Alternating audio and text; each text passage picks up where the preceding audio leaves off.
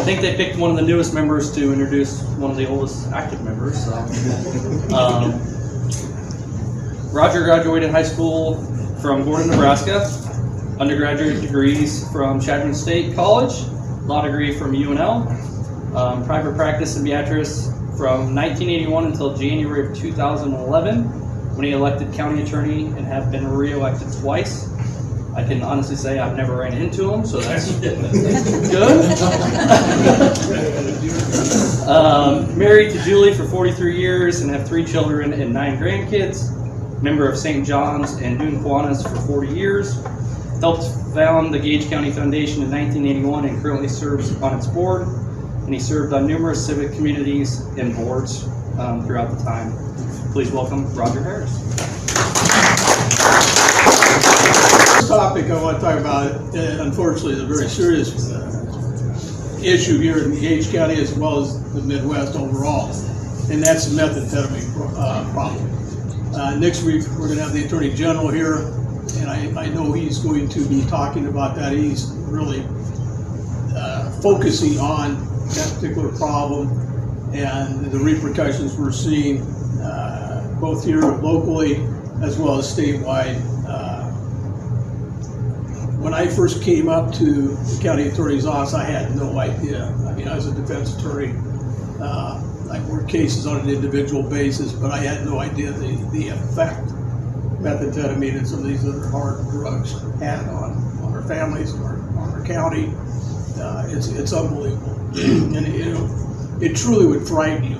One of the things that really torqued me off is seeing these marijuana ads about legalizing marijuana. What a crock.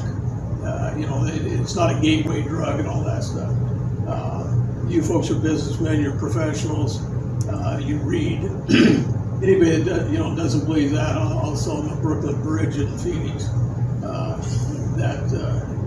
we're seeing it down in the grade schools, and it is a gateway drug. And that's very unfortunate. A lot of the people that are selling this drug are starting to combine it with other drugs, such as methamphetamine. And we're also, we haven't seen it a lot, and I almost hate to even mention it, but the fentanyl scare is certainly out there. We've equipped all of our law enforcement people so that they have the reactionary drug if they are exposed to fentanyl. It is a real problem. And one of the issues that I've seen here in the last 2 years, particularly recently, we used to have some, I call them our local cookers for methamphetamine.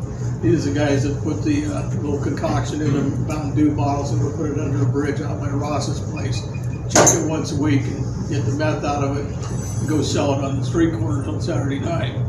Most of our meth now is coming out of Mexico. And quite frankly, path of least resistance. I'm not saying it didn't come out of Mexico over the last 10 years, but certainly, it's just walking across now. And that's very disconcerting. And a lot of those cartels are mixing it with fentanyl and some of the other drugs that we're starting to see in this country. Again, we haven't seen a lot of heroin, but it's making a comeback. You 60s hippies, it came back. Here we go. There's only 3 of us in here, right? I have no idea. Does everybody understand what a hippie is? Yeah, Rich and I used to be hippies. We had a lot more hair then. Anyhow, I did want to talk about the meth and how it leads into my second part of the discussion. One of the things that I've got to admit is that through the course of the years I've been up to the county attorney's office now, I've developed a different philosophy, attitude, if you will, towards addiction, particularly with methamphetamine. You've all heard that you take it once and you're hooked for life, and I think there's a lot of truth to that. Again, talking with some of these people, they keep going back and trying to reach that high that they had the first time. That's not always possible, but that doesn't mean they're not going to stop trying. And that addiction will affect a lot of people. not just people that are down on their luck or poor socioeconomic people. It affects bankers, kids. We've seen it up there. And so one of the things that has been developed, and actually I worked on the committee that came up with the drug court, Southeast Nebraska Drug Court.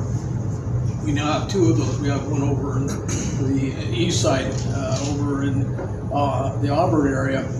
But basically it's an intensive 18-month program that works with addicts, helps them develop career opportunities.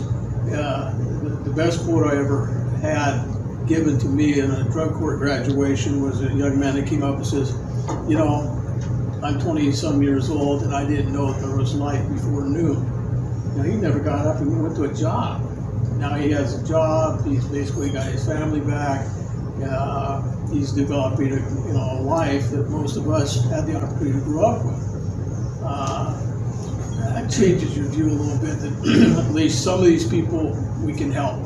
And you don't know which ones they are, so you give them all a whirl. I have probably, I shouldn't admit this on YouTube, I've made it a little less stringent to get into drug court because it is a very rigorous program. And if you're not dedicated to it, you don't want to work the program, you're going to get tossed out. And Judge Schreiner will give you an opportunity to go to the prison and dry out again. That's one thing that we've done, at least I have done, is seen that opportunity for people to rebuild their lives, in particular to help them with their children. Kids are the most forgiving creature, I believe, on this earth. I mean, I've seen kids that have been burned with cigarettes, and they still love their parents. All right. Any questions? And again, I don't want to get into a lot of drug talk, but well, how do you begin to curb this exponential growth of drug use? How do you? What's the ticket? I will use the example of youth drinking. You know, when we increased the penalties, it took away their sports and their extracurricular activities and all that good stuff we thought would help them quit drinking. Christina, who did the best job of kids curbing them? They curbed themselves. They developed their programs. It's cool not to drink in high school. I'm sorry, that's, in my mind, that's the best way to do it. And I think the same thing with drugs. You know, we deal with the ones that have already fallen off the map, so to speak, and they're really going to be the toughest cases we got. It's education, and I know, you know, it's like this is your brain on drugs, the frying pan. I don't know why I remember that. That was probably an LSD commercial. Again, another one of those education moments for you young people. But I think that's the way we got to do it. You can't, we've shown we can't jail them all. God knows, there's some days I just, you know, send them away. Well, then they come out of prison, jail. We got the same problem. And most of them are going to be right back on the corner, either selling it or using it. So that's a reality I had to deal with. And I still get grumpy in my 45. I'm not going to shoot anybody unless you come in my house. I'm trying to get my dog. On the outside looking in, it appears like they get umpteen opportunities. If in fact it's one time and you're hooked, let's say that's a lie, it's 3 times. But whatever it is, why do we keep giving them chances and chances and chances? That's a good point. It's just like any addiction. You got to teach them how to deal with it, how to cope with it, what triggers it, so that hopefully they can avoid those triggers and stuff. And again, I'm going off of what, you know, watching people go through the program and stuff. Now, why does the legislature give a class 4 felony probation, and that's a presumption? It doesn't matter what I can scream and yell and say, no, send this one. It's because the prisons, they're full. Hello. Now, what are we doing? We're building more prisons. A lot of the problem with criminal law, right now in particular, as has been emphasized, is mental health. And it truly is. You know, we probably had mental health issues. I know Scott did. In high school. I mean, how many times did you get in trouble at school, and maybe all you guys were angels, and you had to go home and face your father? Now, anybody didn't have some anxiety in that situation? Didn't think about running away from home? We all have that same thing, but we got a world now that, you know, first of all, a lot of these people don't have good homes. They don't have good role models. And that's, I think, that truly is causing the problem. Now, as far as, I poke fun at the legislature, but in a couple of weeks we're going to meet our state senator who's done a great job for us. And, you know, we talk about this kind of stuff. How much more money do you spend building prisons when the recidivism rate is extremely high? That, and I hate to say this because I'm as redneck as anybody in this room. That's not working. Other than when we send them away, and we sent some folks away for several years since I've been up there. And guess what? They get out. Particularly, I'm talking a lot with drugs. And unless they've taken some programs, parole is not doing a good job of supervising. Too little money and too little manpower. And unless we equip them to come back in the real world and deal with their addiction, they're going to do it again. I had a guy I represented over in Tecumseh, and it was one of those situations that I wasn't too happy with the outcome because basically the guy took a walk, and he was with the cartel. It scared the hell out of me going into a jail cell to talk to this guy. Never did get a Christmas card from me either. But he looked at me, he says, "Oh, I don't know how much you make, lawyer." I said, "Well, you know." He says, he laughed, he says, and this is probably back in 89, 90. He says, "I make 6 figures. You know how much tax I pay?" You know, he says, "When I get caught, and this is the cost of doing business," he says, "you know, my average stay in prison has been about 9 months." He says, "Who's the smart one?" I don't know, but that's their philosophy. And when you're trying to talk to young people about going to school, being in school every day, obeying the rules, going to a trade school, going to the military, going to college, come out, start at the bottom, work your way up, and someday you'll be able to afford a new car. And they're out there competing against that, and they are. You know, that's a tough one. And we're having more and more of those kids that aren't being exposed to the good values, and that's what bothers me. There's not a lot I can do about that. I have always worked at juvenile court since I went up to the county attorney's office. Most county attorneys don't do juvie court. It's not glamorous. You know, it's the kids that they don't go to school. They vandalize property. But the whole purpose behind juvenile court is to identify the problems that these kids are having, and then look at the solutions that we may be able to involve them with, such as health and human services, counseling, those kind of things, and try and turn them around. And I saw a better opportunity for me to devote my time and resources trying to help the kids. And I've always enjoyed working with kids. I've worked with Key Club for a number of years in this Kiwanis Club.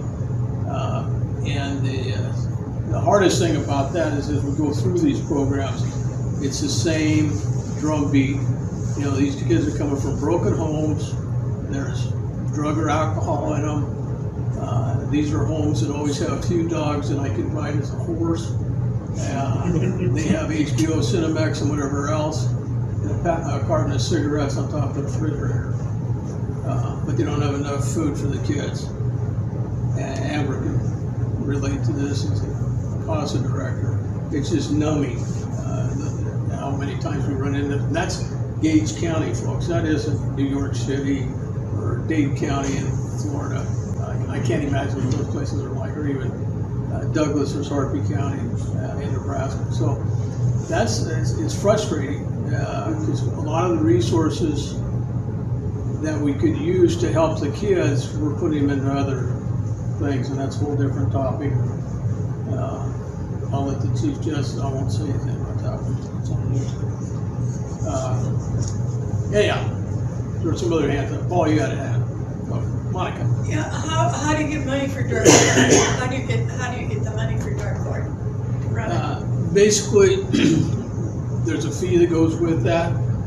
Each of the counties that are involved were assessed a fee based on the number of participants. And it's a per head basis as of January. I can't remember what the date is of each year. So basically it pays for itself with some help from the county. Now, every year I go, we have a contract, we review it, and it basically the only thing that changes is the dollar amount based on how many people we have involved. What I've figured out over the years, if I had, for every one person that goes to drug court, I'd probably save about $10,000 for Gage County. And that would be for a court-appointed attorney, for a trial, and then for whatever else comes after that. That's just what our office says as far as incarceration and all that cost. It's more.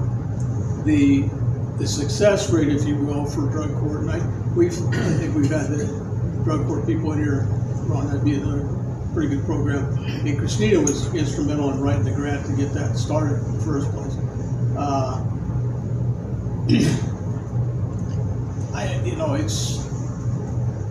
The success rate is right around 85%. Roger, can I just That's add? for 5 years, yeah. The cost of, I just wrote an article for the newspaper on the drug court. The cost of incarcerating someone is something like $92 a day. Probation is something like $75, something like that. Intensive supervision probation. But drug court and community-based programs, you can serve those people in the community for something like $7 a day. Mr. A. Yes. We hear every day about liberties and prosecuting attorneys and judges that are taken around the country about choosing what to enforce, what not to enforce of the law. Do we have adequate enough checks and balances in the system to deal with these type of things where we choose to weigh the law, enforce the law the way we want to enforce it, not the way it's written or whatever? I don't know. Well, I guess the short answer on that, the check and balance here is you, the voters. If you don't like the way I'm doing things, but no, you're absolutely correct. I mean, you read the articles where the prosecutor in Chicago doesn't prosecute anything. You know, they let the rioters go free. You know, again, there has to be respect for the law.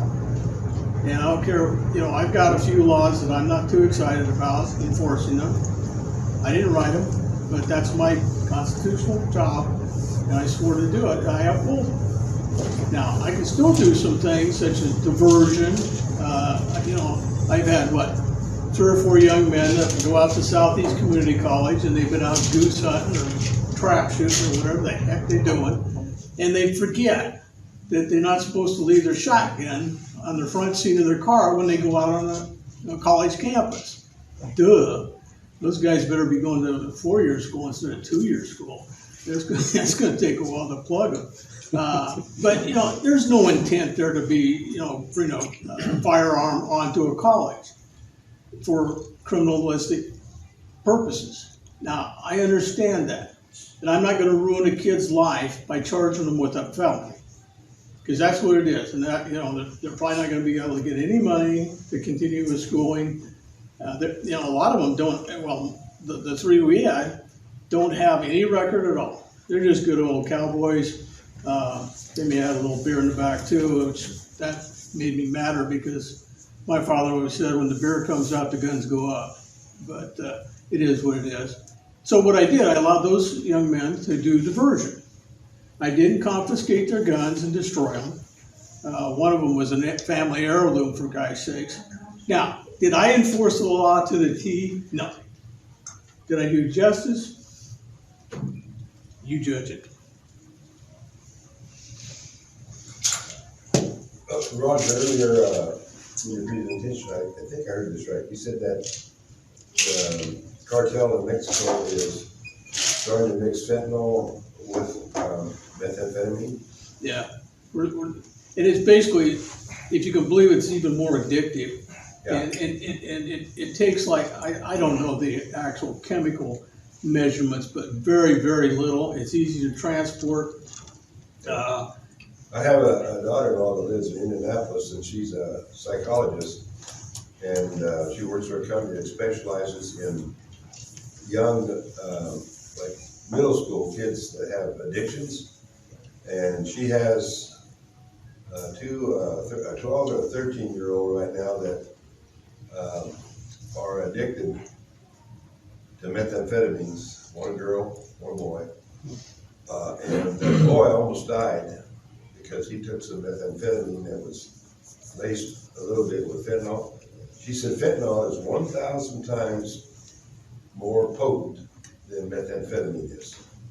Yeah, it's unbelievable. And like I said, we run into it around here. We get unfortunately a lot of traffic between, I'll say, Lincoln and Omaha area down into Kansas. Highway 77 and as is 81 or north-south courier.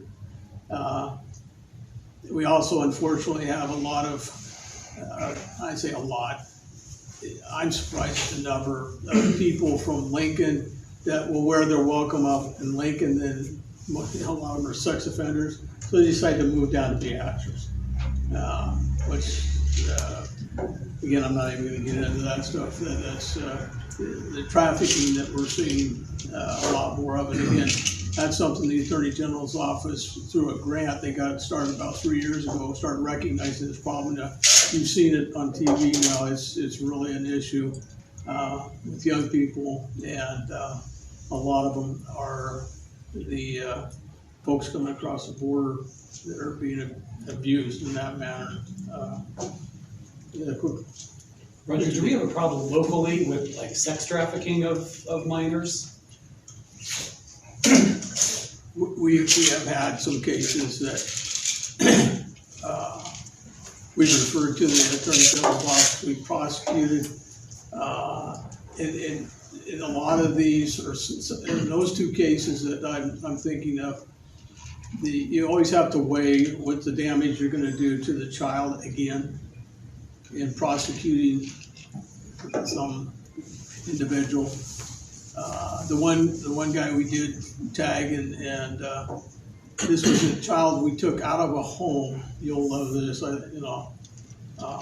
because the home was unsafe. They placed the child with another person, and basically she introduced him to some people that took advantage of her. That's just abhorrent to me, but it happened. The guy that actually abused her, Judge Schreiner, excuse me, gave him 20 years in the house. The person that basically introduced her, who I really wanted to get because of the testimony that wouldn't come forward, got, I believe, a year. Now, was that trafficking? Yeah, it was in the sense of the statute. And we've had similar situations, and again, not to identify a particular segment of our population, but they're a lot more prone to that behavior. Culturally, their young ladies are exposed to that kind of behavior when they're like 13. And they even, the adult females that basically farm them out to these people, that's the way it happened to me, and so she needs to earn her keep. Unbelievable. But Ignorance of the law, you said you referred it to the Attorney General. They have a special force that basically I can call on. They just do a lot more of these. You heard there was a big case out of Lexington. Kearney had one. I believe North Platte also did. Of course, the big one was out of Offutt Air Force Base that got all this started. Military always does it bigger. Damn, I gotta remember I'm on TV. I like military though. But that's where a lot of this came out.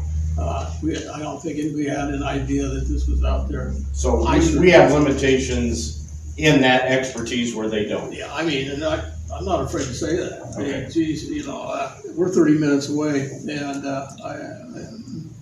John Freudenberg was in charge of the Criminal Bureau with the Attorney General's office for a number of years. He's the guy that, he was the county attorney out in Sheridan County, Gordon, Nebraska. So I knew John real well. He was offered me a lot of assistance. Just manpower wise, you can't afford to put the kind of people, I mean, we're working about as hard as we can move. And, you know, if you have more folks, you can obviously prosecute more. I'm not saying, you know, that's always good, but for these heavier crimes, you want to make sure you nail them. And Joe Kelly's the new criminal division head guy. And again, he was with the Lancaster County Attorney's Office, and then he went to the U.S. Attorney's Office until there was an election problem. And I don't know, somebody else had a, all right, Rich. The year of COVID, were your numbers up, down, about the same? Certain numbers were up. Domestic violence, you know, and you heard about the, oh, good Lord. Yeah. It was WWF on some of these homes. And consequently, we had a lot more child abuse cases. A lot of it, these children aren't necessarily physically beaten, but they see the parents going at it, you know, and that's traumatic. And trying to get them to talk to us so we can get them help, that's where it's really frustrating. You know, they'll protect their parents. But yeah, that particular situation, again, we didn't have quite the issue that the coast had as far as people inside all the time. And I don't want to downplay the COVID. Dale, I mean, I had COVID, and there's a lot of things I'd rather do than stay home. My wife said the same thing after 10 days living with me constantly, and she couldn't send me to work. But I would say the domestic violence and the abuse of the children definitely was on the uptick. The drinking probably was somewhat problematic too. But a lot of people were just staying home and drinking. They weren't going to the bars, which kind of goes back to the domestic violence. There was definitely an uptick. I know Nick had a question, so let Nick ask you a question. Well, mine goes back to the very kind of first thing you said, where marijuana being the gateway drug or whatnot. I guess not being too far out of college and growing up and talking to kids starting early, basically, why isn't marijuana then treated the same as getting caught with a beer? Like what? Like to me, I guess it's getting caught with marijuana is a slap on the wrist compared to an MIP or anything like that. So. Well, and again, we narrowly missed having marijuana legalized in this state. I never thought I would see that. Then again, I didn't think I would approve same-sex marriages. So, you know, I don't bet on stuff like that because I lost my house a long time ago. I don't know the answer to that. There's a lot of pressure from lobbyists, and they've gone through the back door with medicinal marijuana. There is medicinal cannabis. You can get it. That's what just drives me nuts. Why they put this crap on TV and sell it to the public is beyond me. And the FCC lets them do that. It's all about the money. I know. All right. I'll put mine in right there. All right, well, thank you, Roger.